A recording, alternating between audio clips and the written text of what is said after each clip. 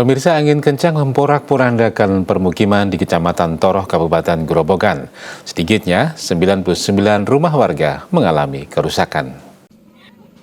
Selain memporak-porandakan rumah warga, angin kencang juga membuat sejumlah pohon roboh dan menutup akses jalan. Dua desa yang terdampak yakni Desa Pelosoharjo dan Desa Tambirejo, Kecamatan Toroh, Kabupaten Grobogan. Di Desa Pelosoharjo terdapat 66 rumah dan 13 rumah lain di Desa Tambirejo mengalami kerusakan. Menurut Kadus Kleben, Desa Pelosoharjo, peristiwa angin kencang datang dari arah barat daya pada Rabu petang.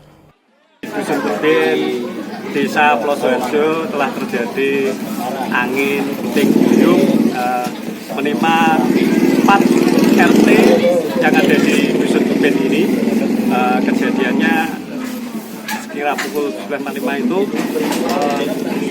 angin dari barat daya kencang menimpa keluarga kami. Seusai kejadian, BPBD bersama TNI, Polri, PLN, PMI bersama relawan serta masyarakat bergotong royong mengevakuasi pohon tumbang yang menutup akses jalan serta melakukan perbaikan rumah warga terdampak.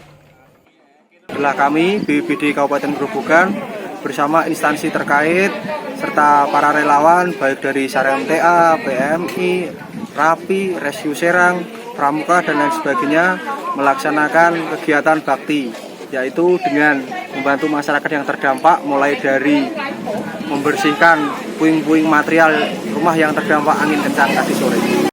Sebelumnya, BMKG Jawa Tengah telah merilis prediksi awal musim hujan di wilayah Grobogan terjadi pada akhir September hingga Oktober 2024. Pemda diharapkan mempersiapkan langkah-langkah mitigasi dan masyarakat diimbau untuk lebih berhati-hati. Kontributor Grobogan Jawa Tengah, Suhartono, MTA TV.